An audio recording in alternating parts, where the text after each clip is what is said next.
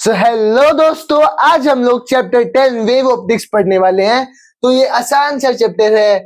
Last chapter जो हमने देखा था वो था रे ऑप्टिक्स, जिसके अंदर हम लोगों ने क्या देखा था? हम लोगों ने लाइट को देखा था जो रे की तरह बिहेव करती है। अब ये वेव आ गई है यार। क्या आ गई है? वेव आ गई है। इसके अंदर हम लोग क्या देखेंगे कि जो लाइट है ना हमारी, वो वेव की तरह बिहेव करती है, बिहेवियर। ठीक है, लाइट बस रे नहीं है, लाइट वेव भी है। ठीक है, इतना तो समझ गए होगे। अब आ जाते हैं कि वेव ऑप्टिक्स है क्या मेरे भाई। वेव ऑप्टिक्स क्या है? ब्रांच है किसकी? ऑप्टिक्स की, जिसके अंदर हम लोग क्या पढ़ते हैं? डिफ्रैक्शन, पोलराइजेशन, अदर फेनोमेना, और फिर जैसे रे अप्रोक्सीमेशन और ज्योमेट्री, वही है वेव के बारे में पढ़ेंगे। तो सबसे पहले टॉपिक है अपना वेव फ्रंट। भाई वेव फ्रंट क्या होता है? ये वेव फ्रंट है, ये क्या होता है? A continuous locus of all points which are in the same phase or state of vibration is called wavefront. देखो, ये अपना है पॉइंट, ठीक है, और ये बहुत सारे पार्टिकल हैं अपने, ऐसा कुछ समझ लो। ठीक है, ये बहुत सारे पार्टिकल्स हैं अपने। ठीक है, अब ये वाले जो पार्टिकल्स हैं ना, जो इस वाले, ये सारे, ये एक साथ क्या करेंगे? A continuous locus. लोकस क्या है? लोकेशन। एक कंटिन्यूस लोकेशन है किसकी? पॉइंट्स की, which are in the same phase, जो एक सेम फेज पे है और वो वाइब्रेट कर रहे हैं। ठीक है, उसे कहेंगे वेव फ्रंट। ठीक है, अब इसका पॉइंट सोर्स जो होता है, पॉइंट सोर्स होता है ये जो जिससे स्टार्ट हुआ है, मतलब a point source of light produces a spherical wave front. जो एक पॉइंट सोर्स है वो एक स्फेरिकल वेव फ्रंट बनाएगा। ठीक है, जो पॉइंट सोर्स है वो क्या बनेगा? एक स्फेरिकल वेव फ्रंट, यानी कि एक सर्कल जैसा wave front. A linear source of light produces a cylindrical wave front. ठीक है, अगर लीनियर वाला होगा, अगर एक लीनियर वाला होगा सोर्स, तो वो एक सिलेंड्रिकल क्या बनेगा? एक सिलेंड्रिकल वेव फ्रंट बनाएगा।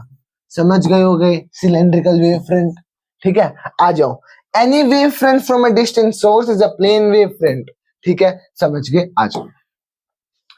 अब आ जाते हैं प्रिंसिपल ऑफ सुपरपोजिशन के अंदर कि भाई ये क्या है? Superposition of two lights travelling in almost same direction. अब क्या है? देखो, सुपरपोजिशन यानी कि दो पॉइंट्स। ठीक है, अब इसके अंदर जो दो लाइट है, समझ दो दो लाइट है। ठीक है, ऐसे समझो स्टार्टिंग से कि भाई दो लाइट है, वो ऑलमोस्ट सेम डायरेक्शन में चल रही है, तो उसका रिजल्ट पता है क्या होगा? उसका result in modification in the distribution of intensity of light in the region of superposition. देखो, जो अपना रिजल्ट होगा, जो दो लाइट है वो सेम डायरेक्शन में चल रही है, तो इसका रिजल्ट ये होगा कि जो distribution of intensity of light है ना, वो अपना सुपरपोजिशन के रीजन के अंदर है। ठीक है, इसी फिनोमेना को इंटरफेरेंस कहते हैं, जिसमें superposition of two sinusoidal wave जो होती है वो कंसीडर, वही है टॉपिक है, तो उसके अंदर हम कंसीडर क्या करेंगे? Superposition of two sinusoidal waves. ठीक है, दो अपनी सुपरपोजिशन दे लिया है जिसमें दो साइनसोइडल वेव्स हैं। आ जाओ, बस ये फॉर्मूला इतना कोई खास नहीं है, कोई परेशानी की बात नहीं, it's not so necessary. Superposition of progressive waves, path difference वो पढ़ते हैं। आ जाओ, अब ये पाथ डिफरेंस क्या है? पाथ डिफरेंस होता है कि कितनी, अभी बताता हूं, देखो ध्यान से। रुको, इंटरफेरेंस से कंटिन्यू कर लेते हैं। आ जाओ, द वेरिएशन इन इंटेंसिटी क्या है? वेरिएशन है किसमें? इंटेंसिटीज में। भाई कितना इंटेंस है जो हमारी लाइट, उसके अंदर वेरिएशन मतलब कि बदलाव। The variation in intensity occurs due to the redistribution of the total energy. जो अपना, देखो, वेरिएशन इन इंटेंसिटी अकर्स कब अकर होता है? जो वेरिएशन ऑफ इंटेंसिटी है वो जब अकरेंस होता है उसका, जब रीडिस्ट्रीब्यूशन ऑफ टोटल एनर्जी हो जाता है। ठीक है, और ऑफ द इंटरफेयरिंग वेव, जो इंटरफेयर कर रहे हैं ना वेव्स, उनकी जब एनर्जी का रीडिस्ट्रीब्यूशन हो जाएगा तब उसे इंटरफेरेंस कहेंगे। दो टाइप के इंटरफेरेंस होते हैं, कंस्ट्रक्टिव और डिस्ट्रक्टिव। कंस्ट्रक्टिव वाले में काइंड ऑफ ऐसा है, 2 से मल्टीप्लाई हो जाए, काइंड ऑफ बता रहा हूँ, n इज इक्वल टू 0 1 2 3। ठीक है, phi is equal to 2n pi. ठीक है, ये हो गया कंस्ट्रक्टिव। और जो डिस्ट्रक्टिव है वो हो जाएगा अपना ऐसा, एक सेकेंड अभी दिखाता हूँ। देखो, जब पाथ डिफरेंस अपना, जब पाथ डिफरेंस 0 2 पाई 4 पाई इस हिसाब से चले ना, 2n pi, n number of यानी कि जहां तक जा रहा है। ठीक है, और जिसमें n 0 1 2 3 ले सकते हैं, तो 0 2 पाई 4 पाई ऐसे करके मल्टीप्लाई होता चले जाएगा 8 8 पाई ऐसे ऐसे, ठीक है। आ जाओ आ जाओ आ जाओ आ जाओ, क्योंकि देखो n की वैल्यू क्या, देखो दिखा दो, 2n है, n पाई साइड में लग देते हैं, ठीक है, 2n है, तो 6 पे देखेंगे तो 6 इंटू 2 12 पाई हो जाएगा। अभी बता रहा हूँ ये सब क्या है अच्छे से। अब हमने कंस्ट्रक्टिव पढ़ लिया, अब हमें डिस्ट्रक्टिव भी पढ़ना है, जिसके अंदर 0 लैम्डा 2 लैम्डा n लैम्डा ऐसे होगा। देखो तुमने यहाँ देखा है, क्या देखा है, ये देखा है, ये रहा। जो पाथ डिफरेंस है वो कैसे कैलकुलेट होता है वो इसमें दिखा रखा है। जो पाथ डिफरेंस है यानी कि जो फेज डिफरेंस है, सॉरी जो फेज डिफरेंस है वो दो वेव्स के बीच में कैसे होता है, ऐसे होता है। ये फेज डिफरेंस का सिंबल है 2n पाई, ठीक है। तो जो फेज डिफरेंस है अपना वो 0 2 पाई 4 पाई 2n पाई ऐसे चले जाता है, ठीक है। ये फेज डिफरेंस है अपना। आ जाओ अब आते हैं आगे। तो अब वो कंस्ट्रक्टिव का था अपडेट, अब ये डिस्ट्रक्टिव का है, जिसके अंदर 2n लैम्डा बाय 2 हो जाता है। इसके अंदर क्या था, 2n पाई था, उसके अंदर 2n लैम्डा बाय 2, ठीक है, ऐसे करके याद हो जाएगा, लैम्डा बाय 2। अब आ जाता है ये सब कि a मैक्स क्या होता है, एम्पलीट्यूड, और I क्या होता है, इंटेंसिटी। जब वो मैक्स का मतलब है मैक्सिमम पे होते हैं जब बोलो, तो इसको कैसे कैलकुलेट करेंगे, a मैक्स को कैलकुलेट करने का क्या है, एम्पलीट्यूड 1 प्लस में एम्पलीट्यूड 2, a1 प्लस में a2, और I मैक्स को करने का है ये root I1 plus root I2 का होल स्क्वायर, ये हो जाएगा। और ठीक है, आ जाओ, नहीं I मैक्स का तो यही है मेरे भाई, I मैक्स भी ऐसे ही है, I1 प्लस I2 रूट के अंदर, ठीक है। अब क्या हो जाएगा, इसके अंदर स्क्वायर क्यों लग गया, क्योंकि a1 के अंदर भी लग रखा है। बस ये वाला सीन है जब ये दोनों इक्वल हो जाएंगे, ठीक है। आ जाओ अभी आगे चलते हैं। अगर a1 और a2 इक्वल हो जाते हैं देन a मैक्स जो होगा a के छोटे वाले a के, तो जो a मैक्स होगा वो अपना 2a हो जाएगा। और अगर i1 i2 i नोट के इक्वल हो जाते हैं, जो हमारा i मैक्स होगा वो 4 i नोट के इक्वल होगा, ठीक है। अब आ जाते हैं डिस्ट्रक्टिव इंटरफेरेंस के, वो सब कंस्ट्रक्टिव का था, और वो जो मैंने बताया था ना ये वाला, ये पाथ डिफरेंस के बारे में था, ना कि डिस्ट्रक्टिव। ये पाथ डिफरेंस था, ये वाला x से रिप्रेजेंट करते हैं इसको। ये फेज डिफरेंस था, ये वाला, इसको हम लोग फाई से रिप्रेजेंट करते हैं। आ जाओ मेरे भाई, एक सेकेंड। अब आ जाते हैं डिस्ट्रक्टिव के अंदर, ठीक है। डिस्ट्रक्टिव इंटरफेरेंस के अंदर क्या है, जो फेज डिफरेंस है वो अपना 2n-1, देखो 2n-1 पाई के अंदर हो जाएगा। कंस्ट्रक्टिव के अंदर क्या था, 2n पाई, ठीक है, ऐसे था। अब इसके अंदर 2n- पाई हो जाएगा, इसके अंदर पाई 3 पाई 5 मतलब और नंबर आ जाएंगे, उसके अंदर क्या था, इवन नंबर, ठीक है, ऐसे ही है। अब पाथ डिफरेंस के बारे में आ जाते हैं कि पाथ डिफरेंस क्या है बिटवीन टू वेव्स, दो वेव्स के बीच में पाथ डिफरेंस क्या है कि वो कितने डिस्टेंस से चल रहे हैं, ठीक है। तो x is equal to 2n-1 और लैम्डा बाय 2, ये क्या है इसका फॉर्मूला, 2n-1 लैम्डा बाय 2, ऐसा सीन है अपना, ठीक है, समझ गए। अब आ जाते हैं आगे, फॉर्मूला ये सब याद ही करने पड़ेंगे, देयर इज नो अल्टरनेटिव, ठीक है। इधर देखते हैं,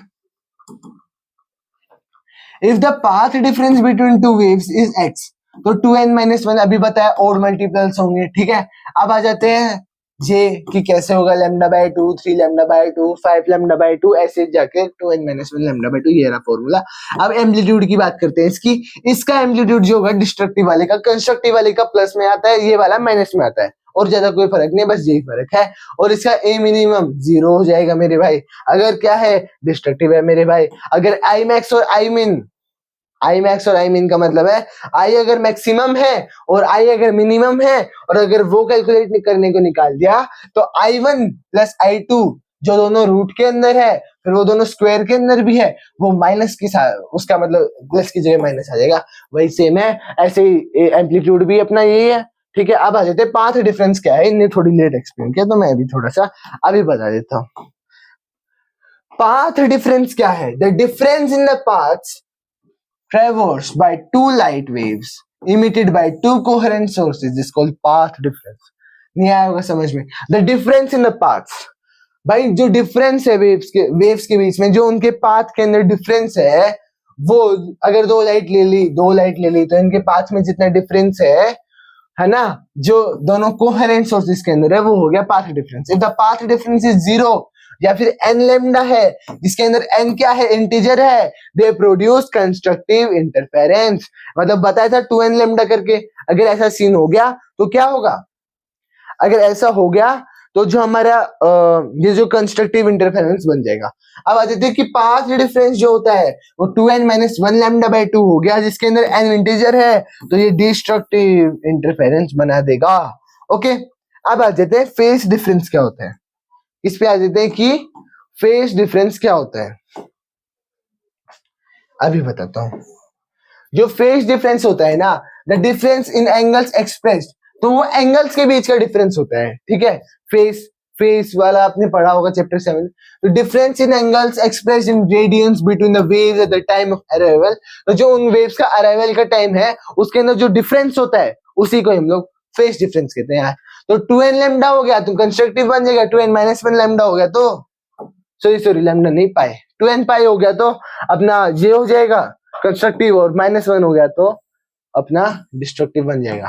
ठीक है, अब आते रिलेशन क्या है इन दोनों के बीच में, पाथ डिफरेंस और पाथ फेज डिफरेंस के बीच में। तो ये इसका रिलेशन है मेरे भाई। ठीक है, phi is equal to 2 pi by lambda x. याद ही तो नहीं हो रहा, चल ऐसे याद करो, lambda x is equal to 2 pi by क्या, लैम्डा, ऐसे याद हो जाएगा। क्यों, क्योंकि ये 2 पाई एक्स लैम्डा, ऐसे करके याद करो। जो हमारी एक्स थी वो लैम्डा थी, और जो फाई है वो अपना 2 पाई है, ऐसे करके कुछ याद हो जाएगा इजीली। आ जाओ, condition for steady interference, the two sources must be coherent. अब स्टेडी इंटरफेरेंस के लिए क्या है अपना, क्या कंडीशन, जो दोनों सोर्सेज है वो कोहेरेंट होने चाहिए, या फिर दोनों सोर्सेज नहीं, या फिर नहीं है, और दोनों सोर्सेज नैरो होने चाहिए, और दोनों सोर्सेज पास होने चाहिए, और जो दोनों सोर्सेज है वो मोनोक्रोमेटिक होने चाहिए। अदरवाइज जो फ्रिंजेस बनेगी, फ्रिंजेस अभी बताऊंगा क्या होता है, अभी यहाँ आएगा फ्रिंजेस, देखो कहाँ आएगा, ये आ गया भाई फ्रिंजेस। ठीक है, देखो YDAC young double slit experiment के अंदर ध्यान से देखना कि हमने क्या करा, ऐसे ले लिया, ये ले लिया। ठीक है, क्या लिया, स्लिट बना दी अपनी दो। ठीक है, यहां से इंसिडेंट वेव ले ले ले ले भाई आ गई, इस डायरेक्शन में है, फिर यहां से ऐसे ही बन जाती है ये, और इसके ऊपर जो बनते हैं ना उन्हें फ्रिंजेस कहते हैं, वो ऐसे ऐसे बनते हैं। ठीक है, ये जो होता है ये फ्रिंज होता है, और ये इसका जो डिस्टेंस है इसे फ्रिंज विड्थ कहते हैं, जिसे हम लोग ऐसे रिप्रेजेंट करते हैं। ठीक है, बीटा से। और उसके बाद ये मैक्सिमम होता है, देखो ऐसे बनेगा, मैं और अच्छे से बना के दिखाता हूँ कैसे बनता है। थोड़ी सी खाली जगह, ये मिल गई खाली जगह। अब देखो तुम लोग, इसको ही बता रहा हूं मैं, ऐसे करते हैं, ऐसे करते हैं, ऐसे करते हैं, ऐसे करते हैं, ऐसे करते हैं, ऐसे करते हैं, ऐसे, तो ये ऐसा ऐसा बनता है। ठीक है, क्या बनता है, ऐसा ऐसा बनता है, और यहाँ पर दो स्लिटें होती हैं ऐसे करके, और यहाँ एक स्लिट होती है। ठीक है, तो यहां से जो रे आएगी ना, मैं उनका बता रहा हूँ, ये वाली जो होती है ना, ये वाली जो रे होती है ना, ये वाली, इनके बारे में बताता हूं मैं। ये मैक्सिमम है, ये मिनिमम है, तो ये डिस्ट्रक्टिव है, ये कंस्ट्रक्टिव है। ठीक है, और ये जो एक मोटा सा है इसे फ्रिंज कहते हैं, ये फ्रिंज है, और इसके बीच में ये जो डिस्टेंस है इसे फ्रिंज विड्थ कहते हैं। ये फ्रिंज विड्थ हो गया, ये फ्रिंज विड्थ हो गया। ठीक है, आ जाओ आ जाओ, समझ गए। पूरा YDAC एक भेज दी हमने वेव, ये ऐसे ऐसे चलेगी, ऐसे ऐसे चलेगी।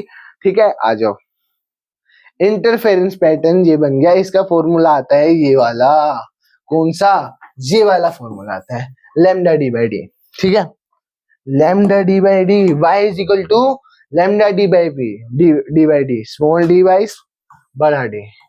ठीक है, बस फ्रिंज बिट मैंने बताई थी, beta is equal to lambda D by D, इसमें बड़ा डी बाई छोटा डी आ जाता है, ये याद करना पड़ेगा मेरे भाई। और कुछ E1 is equal to E naught sine omega t, ये सारी वैल्यूज हैं, और कुछ खास है नहीं। आ जाओ डिफ्रैक्शन, ये थोड़ा सा जरूरी है, resultant intensity I is equal to I1 plus I2, और 2√I1I2 cos phi, ये सब याद ही करना पड़ेगा। डिफ्रैक्शन पे आ जाते हैं। डिफ्रैक्शन, इसमें इसका ये कौन सा, ये एक ऐसा फेनोमेना है जिसमें बेंडिंग ऑफ लाइट देखते हैं हम लोग, जिसके अंदर क्या देखते हैं, बेंडिंग ऑफ लाइट। तुम क्या कर सकते हो, एक अंधेरे कमरे में जाओ और छोटी सी लाइट जला दो एक छोटे से होल से, तो वो तुम्हें दिखेगा कि वो जो लाइट है, देखो अंधेरा कमरा सोचो, एक ये समझ लो पूरा अंधेरा कमरा है, जहाँ एक छोटा सा होल है, यहाँ पर तो अगर टॉर्च लाओगे ना तो टॉर्च सीधी नहीं दिखेगी, ऐसा नहीं है कि बस यहाँ सीधी दिख गई, ये बेंड हो जाएगी लाइट, पूरे कमरे में थोड़ी थोड़ी चांदना आ जाएगी, ध्यान से देखना। ठीक है, ठीक है, ये है मेरे भाई डिफ्रैक्शन का मतलब। ठीक है, ये इसके डिटेल में जाने की जरूरत नहीं है, आ जाओ, मोलस वोलस ये सब नहीं आएगा। ठीक है, तो फिर यहीं से क्या है डिफ्रैक्शन तक। ठीक है, इसका फॉर्मूला देख लो भाई, necessary conditions for diffraction of waves, the size of the obstacle, a size क्या है, मतलब ए क्या है, ऑब्स्टेकल का size, must be the order of the wavelength of the waves. ठीक है, ये देखो, ये इसका फॉर्मूला बन गया, a by lambda is almost equal to 1। ठीक है, बस यही सब है इस चैप्टर के अंदर। Okay, so thank you and have a great day and wave optics इतना ही था, आगे हम लोग नेक्स्ट चैप्टर पढ़ेंगे। Bye bye.